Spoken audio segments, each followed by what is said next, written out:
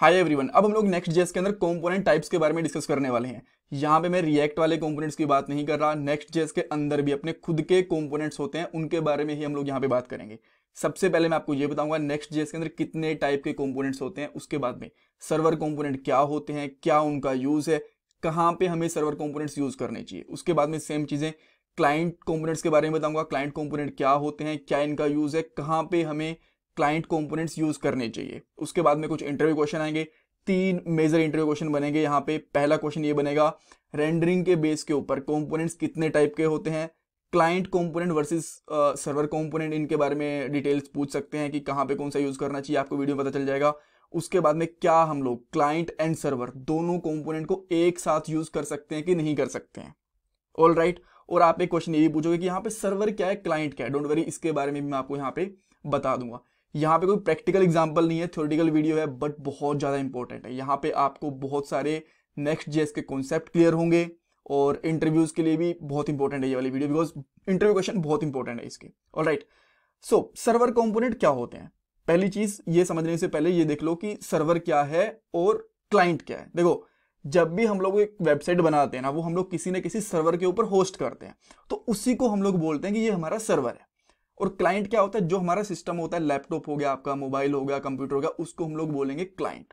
और सिंपल भाषा के अंदर बोल दो, बिकॉज हम लोग यहाँ पे वेब एप्लीकेशन की बात कर रहे हैं, तो जो भी आपका ब्राउजर होता है वो आपका क्लाइंट होता है, और जो सर्वर होता है आपका, ऑब्वियसली वो आपका सर्वर ही रहता है, जो वेब सर्वर होता है जहाँ पे आपकी एप्लीकेशन डिप्लॉय कर रखी है, चाहे वो AWS हो, GoDaddy हो, बिग रॉक हो, या फिर गूगल क्लाउड हो, जो भी हो, वो आपका वेब सर्वर होता है। ठीक है, तो सर्वर कंपोनेंट वो होते हैं जो इस साइड में, सर्वर वाली साइड के अंदर रेंडर होते हैं।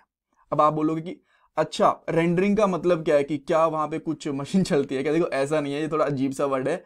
एग्जीक्यूशन कह लो आप।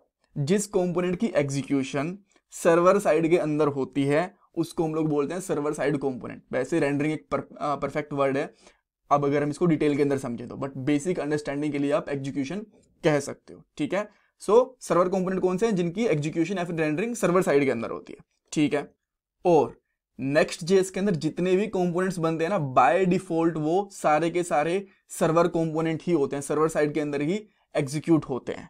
बट हम उनको क्लाइंट कंपोनेंट बना सकते हैं क्लाइंट साइड के लिए भी, कैसे वो हम लोग बाद में देखेंगे, बट अभी के लिए हम लोग यहीं पे फोकस करते हैं। बट आप बोलोगे इनका फायदा क्या है। अब एक कंपोनेंट है, हम लोग ब्राउजर के ऊपर उसको एग्जीक्यूट करें, सर्वर पे एग्जीक्यूट करें, उससे फर्क क्या पड़ता है। फर्क ये पड़ता है कि जो भी हमारा काम बैकएंड यानी कि एपीआई से रिलेटेड, डेटाबेस से रिलेटेड होता है ना, वो हमें सर्वर साइड कंपोनेंट के अंदर करना चाहिए। उससे सिक्योरिटी मेंटेन होती है, पहली चीज तो ये। उसके बाद में क्या होता है कि जितनी डेटाबेस से फेच वगैरह कर रहे हैं, जितने भी हम लोग लॉजिक लगा रहे हैं बैकएंड वाले, वो सर्वर के ऊपर ही होते हैं, और सर्वर के ऊपर ही हमारा क्लाइंट एग्जीक्यूट होगा, तो इससे हमारे सिस्टम की थोड़ी सी स्पीड भी अच्छी रहेगी। ठीक है, सो इसके 2 बेनिफिट मिलेंगे। पहली चीज सिक्योरिटी बेटर रहेगी, सेकंड चीज यहाँ पे स्पीड अच्छी मिलेगी। और आप ये भी कह सकते हो कि यहाँ पे SEO, जिसको हम लोग बोलते हैं सर्च इंजन ऑप्टिमाइजेशन, उसके अंदर भी हेल्प मिलती है। ऑल राइट, सर्वर कंपोनेंट आपको क्लियर हो गए।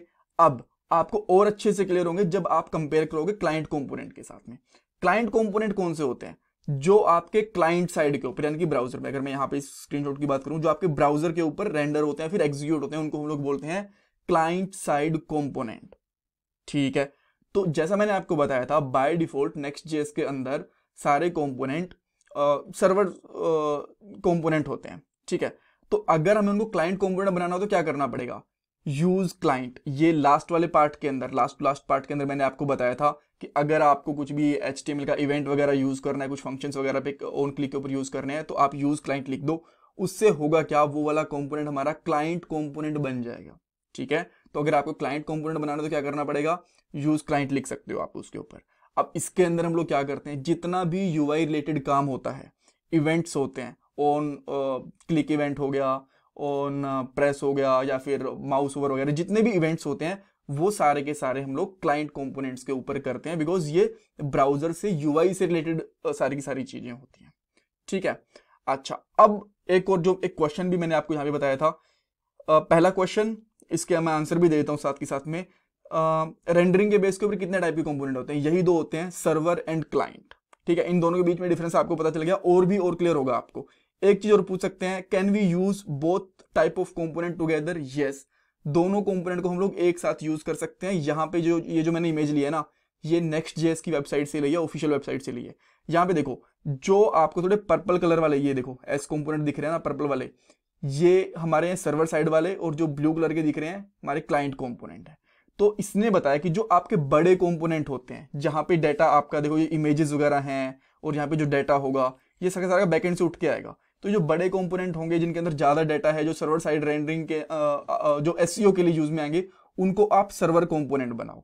क्लाइंट कंपोनेंट जो छोटे होते हैं, जैसे कि आपका यहाँ पे एक सर्च वाला इनबॉक्स हो गया, ठीक है, इनपुट बॉक्स हो गया, ये आपके बटन्स हो गए, इनको आप बनाओ क्लाइंट कंपोनेंट, ठीक है। और यही चीज मैंने आपको बताई थी, क्लाइंट कंपोनेंट के ऊपर हम लोग क्या करते हैं, यूआई रिलेटेड काम करते हैं, और सर्वर के ऊपर हम लोग क्या करते हैं, बैकएंड जो लॉजिक्स होते हैं, हमारे डेटाबेस वगैरह वाला काम होता है, वो हम लोग काम करते हैं, ठीक है। और इस स्क्रीन से आपको और भी क्लियर हो गया होगा कि ठीक है, जहां पे भी हमारा नॉर्मल टेक्स्ट दिख रहा है, हमारा डाटा फेच हो रहा है एपीआई वगैरह से, वो हम लोग सारा का सारा काम करते हैं सर्वर साइड कंपोनेंट के अंदर। और जो हमारे बटन्स होते हैं, इनपुट बॉक्स होते हैं, वो हम लोग बनाते हैं क्लाइंट कंपोनेंट के अंदर।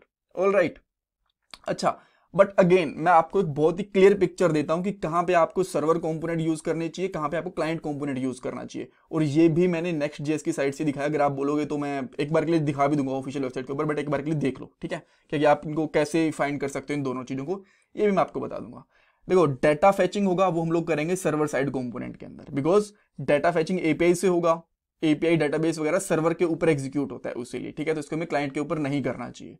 ऑलराइट, उसके बाद में एक्सेस बैकएंड रिसोर्स डायरेक्टली, चाहे वो बैकएंड की कुछ इमेजेस वगैरह हो, या फिर कुछ प्रॉपर्टीज हो, कुछ भी हो, कॉन्स्टेंट वगैरह, कोई भी इंफॉर्मेशन हो जो बैकएंड से आ रही है डायरेक्टली, उसको हम लोग क्या करना चाहिए, सर्वर कंपोनेंट के अंदर लगाएंगे। सेंसिटिव इंफॉर्मेशन जैसे कि एक्सेस टोकन हो गया, एपीआई कीज हो गई, कोई भी सिक्योरिटी वाला डाटा हो गया, वो हमें सर्वर कंपोनेंट के अंदर रखना चाहिए, ठीक है।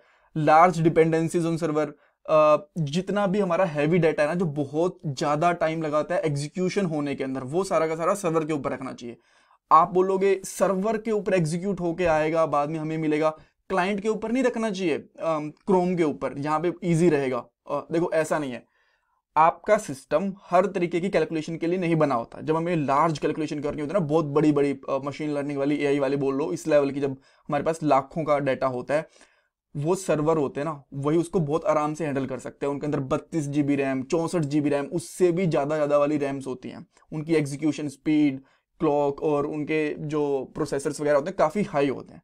तो जितना भी ज्यादा प्रोसेसिंग वाला डाटा होगा, वो आपको हमेशा सर्वर के ऊपर रखना चाहिए, वो आपको प्रोसेस करके देगा। आपकी मशीन पे क्यों लोड डाल रहे हो? आपकी मशीन के अंदर 8 GB होगी, 16, 32 GB मैक्सिमम रैम होगी, इससे ज्यादा नहीं होगी, राइट। तो यहाँ पे थोड़ी प्रोसेसिंग स्पीड कम रहेगी, सर्वर के ऊपर ही ज्यादा रहेगी। तो हमेशा जितना भी लार्ज डिपेंडेंसी वाला काम है, वो भी हमें सर्वर साइड पे ही करना चाहिए, ठीक है। अच्छा, इंटरेक्टिविटी, इवेंट वाले हो गए, ऑन क्लिक हो गया, ऑन चेंज हो गया, ये सारी हमें क्लाइंट कंपोनेंट पे रखनी चाहिए। यहाँ पे देखो, use state, life cycle method, जितना भी रिएक्ट वगैरह वाला काम होता है ना, लाइफ साइकिल हुक्स वाला, ठीक है, वो हम लोग यहाँ पे क्लाइंट साइड के ऊपर कर सकते हैं, ठीक है। अच्छा, अगर कोई भी आपको ब्राउजर एपीआई यूज करनी है, जैसे कि सेट टाइम आउट हो गया, ठीक है, इनको हम लोग ब्राउजर एपीआई बोलते हैं। अब एपीआई का मतलब ये मत समझ लेना जो एपेन जो बैकएंड से डाटा लेके आती हैं, वो वाली एपीआई नहीं। एपीआई मतलब यहाँ पे बोला ब्राउजर एपीआई, ठीक है। तो जो ब्राउजर सेट टाइम आउट वगैरह वाली चीजें हो गई, और आप क्या कह सकते हो, सेट टाइम इंटरवल हो गया, ऐसी बहुत सारी ब्राउजर के अंदर भी अपनी एपीआईज होती है, वो आपको क्लाइंट कंपोनेंट के अंदर यूज करनी चाहिए। कस्टम हुक्स अगर कोई बना रहे हैं, या फिर हम लोग अगेन इसने वही ब्राउजर एपीआईज वगैरह वाली चीज बोल दी, या फिर कस्टम हुक्स या फिर हुक्स वगैरह हैं, तो अगेन वो हम लोग क्लाइंट कंपोनेंट के अंदर यूज करेंगे। क्लास कंपोनेंट होते हैं रिएक्ट के, वो भी हम लोग कहाँ पे यूज करेंगे, क्लाइंट कंपोनेंट के अंदर, राइट। मेरे हिसाब से आपको काफी सारी चीजें यहाँ पे पता चली होंगी नई, और इनमें से इंटरव्यूज के लिए मैंने 2-3 क्वेश्चन बताए हैं जो कि बहुत ज्यादा इंपॉर्टेंट है, बट पूछा कुछ भी जा सकता है, राइट। हमें नहीं पता ना कि सामने वाला क्या पूछने के फिराक में बैठा हुआ है। तो अच्छे से आपको ये वीडियो अगर नहीं समझ आए तो एक बार दोबारा देख लेना, बिकॉज इसके अंदर बहुत ज्यादा थियोरेटिकल इन्फॉर्मेशन है। इससे आपको बहुत ज्यादा हेल्प मिलेगी कि कैसे हम लोग एक Next.js के अंदर एप्लीकेशन डेवलप करते हैं। अब अगर मैं यहाँ पे ये इन्फॉर्मेशन आपको ये दिखाऊं ना एक बार के लिए, just on the right side, कि आपको ये कहाँ पे मिलेगी ये वाली इन्फॉर्मेशन, राइट। तो आप जस्ट गेट स्टार्टेड के ऊपर जाओ, देन यहाँ पे अगर आप जाओगे रिएक्ट एसेंशियल के ऊपर, तो देखो यहाँ पे सर्वर कंपोनेंट, ये वाली इमेज मैंने वहाँ पे लगाई थी, ठीक है। आफ्टर दैट थोड़ा नीचे जाओगे कि कहाँ पे क्या यूज करना चाहिए, तो आपको यहाँ पे ये सारी डिटेल मिल गई। और ये वाली इमेज और ये वाली इमेज, यही दो मैंने ये वाली, इनकी मैंने फोटो आपको यहाँ पे चिपका के दिखाई थी, right. So that's all for this part. कुछ क्वेश्चन है, कुछ क्वेरी है तो मुझे कमेंट सेक्शन के अंदर पूछ सकते हो। प्लीज वीडियो को लाइक करो, चैनल को सब्सक्राइब करो, कमेंट सेक्शन में अपना फीडबैक दो। Thank you guys, thank you so much.